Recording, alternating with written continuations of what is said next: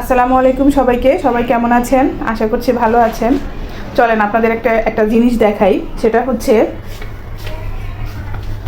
এই যে দেখতে পাচ্ছেন 3টা কাঁঠাল, বিশাল আকৃতি। এটা কিন্তু অনেক বড়, ঠিক আছে?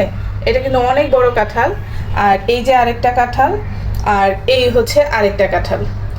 এখন সমস্যা হচ্ছে এই 3টা কাঁঠালই পেকে গেছে। এই দেখেন, এই যে টিপ দিলে একদম নরম। তারপরে হচ্ছে এটাও পেকে গেছে নরম, আর এটাও পেকে গেছে একদম নরম।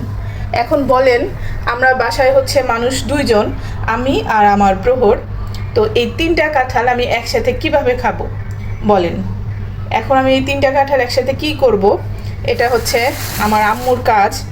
আমার আম্মু এই 3টা কাঁঠাল একসাথে আমার জন্য পাঠিয়ে দিয়েছে বাড়ি থেকে, খাওয়ার জন্য আর কি। তো এখন তিনোটা যে একসাথে পেকে গেল, এখন আমি কি করব বলেন?